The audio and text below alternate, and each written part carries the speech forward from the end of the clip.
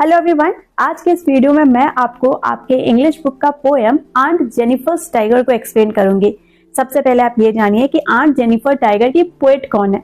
तो इस पोएम की पोएट है एड्रिन रिच। एड्रिन रिच के बारे में जानते हैं। एड्रिन रिच जो थी वो यूएसए के मैरीलैंड के नाम के जगह में जन्मी थी और उन्होंने जो भी राइटिंग्स किया, उनके जितने भी वर्क्स थे, उसमें उन्होंने बताया है अपने कंटेम्प्रेरी वुमेन के मूवमेंट के बारे में, यानी कि उनके समय के जितनी भी महिलाएं जो मूवमेंट, आंदोलन ये सब करती थी, उनके बारे में उन्होंने अपने राइटिंग्स के थ्रू जो है लोगों को बताया है। इसके अलावा वो बहुत ज्यादा विरोध करती थी रेसिज्म का और मिलिट्रिज्म का। बट इस पोएम में उन्होंने क्या बताया है? इस पोएम में उन्होंने बताया है आंट जेनिफर के बारे में। ये आप ऐसे मान लीजिए कि वो एक आंटी है हमारी जिनका नाम है जेनिफर, और उनका जो शादीशुदा जीवन है वो बहुत ही मुश्किल रहा है। तो इस पोएम में एड्रिन रिच ने आंट जेनिफर के जो मैरिड लाइफ है उसको एक्सप्लेन किया है। देखिए ये पोएम स्टार्ट कैसे होता है। जो आंट जेनिफर है वो कढ़ाई कर रही है ना, पैनल होता है उसपे लोग जो है सिलाई कढ़ाई करते हैं, तो उसपे वो एम्ब्रॉयडरी कर रही है। और वो क्या बना रही है? वो बना रही है टाइगर्स। टाइगर एक ऐसा जानवर जो कि बहुत ज्यादा नीडर होता है, ब्रेव होता है। लेकिन आंट जेनिफर कैसी हैं? आंट जेनिफर एक ऐसी महिला है जो अपने शादीशुदा जीवन में बहुत ज्यादा दबी हुई है। अपने शादी के बोझ से वो बहुत ज्यादा सहम गई हैं, वो डरी सहमी सी रहती हैं।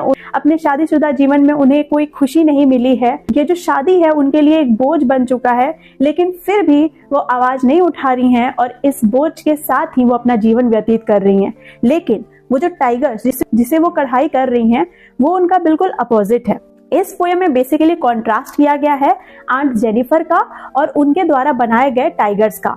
आंट जेनिफर कैसी हैं? डरी हुई हैं, सहमी हुई हैं, शादीशुदा जीवन के बोझ से तली हुई हैं। वहीं टाइगर्स कैसे? टाइगर्स बहुत ज्यादा बहादुर है, किसी से डरते नहीं है और बहुत शान से अपना जीवन व्यतीत करते हैं।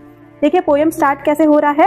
Aunt Jennifer's tiger prance across the screen. Prance मतलब होता है छलांग लगाना, ठीक है, टू रन और टू जंप। तो जो आंट जेनिफर है, जिन टाइगर्स का वो कढ़ाई कर रही हैं, वो कैसा दिख रहा है? वो उछलते हुए दिख रहा है, ठीक है, वो छलांग लगा रहा है। Bright topaz denizens of a world of green. और वो दिख कैसे रहे? वो दिख रहे बिल्कुल ब्राइट टोपाज की तरह। टोपाज क्या होता है? तो टोपाज जो है एक येलो कलर का जेम, एक कीमती मोती होता है, ठीक है, एक येलो जेम होता है। तो यहाँ पर टाइगर्स का तुलना किससे किया गया है? ब्राइट टोपाज का। तो मेटाफर यहाँ यूज हुआ है, राइट।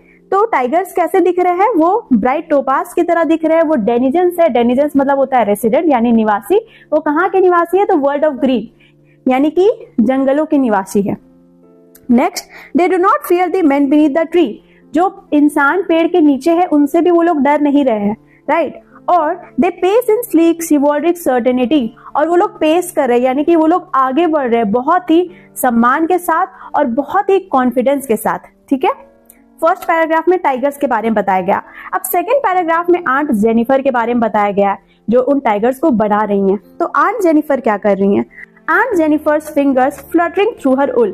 जो आंट जेनिफर है वो ऊन से कढ़ाई कर रही थी, राइट। वो ऊन से बना रही थी उन बागों को। उनका हाथ जो है फ्लटर कर रहा है। फ्लटर मीन्स क्या होता है? कांपना, हिल रहा है, ठीक है। Find even the ivory needle hard to pull. उनका शादीशुदा जीवन में वो इतनी बोझिल है कि वो जो आइवरी निडल है, आइवरी मीन्स होता है जो हाथी का टस्क होता है ना, उससे वो सुई बना हुआ था, ठीक है। तो उस आइवरी निडल को भी वो खींच नहीं पा रही थी। सिलाई करते हुए हमें खींचना पड़ता है ऐसे, तो इतना ज्यादा वो बोझ से दबी हुई थी कि वो उससे वो खींच भी नहीं पा रही थी। आप समझ पा रहे हो? ऐसा नहीं कि वो निडल बहुत भारी होगा। यहाँ कहने का मतलब है कि शादीशुदा जीवन में वो दबी हुई थी, राइट। उसके बाद The massive weight of uncle's wedding band sits heavily upon Aunt Jennifer hand. देखिए जब शादी होता है तो अंगूठी पहनाई जाती है। जेनिफर कौन है? हमारी आंट है। तो आंट जेनिफर के हस्बैंड हमारे कौन लगेंगे? वो हमारे अंकल लगेंगे। तो आंट जेनिफर जो है उनके हाथों में क्या है? अंकल का वेडिंग बैंड, यानी कि शादी के समय अंकल ने जो अंगूठी पहनाई होगी, शादी की अंगूठी, वो आंट के हाथों में है। और इसी कारण से वो निडल को वो खींच नहीं पा रही है। यहाँ कहने का मतलब यही है कि शादी का बर्डन इतना ज्यादा है आंट जेनिफर पर कि वो शादी का बंधन को तोड़ नहीं पा रही हैं और उसके साथ ही अपना जीवन व्यतीत कर रही हैं।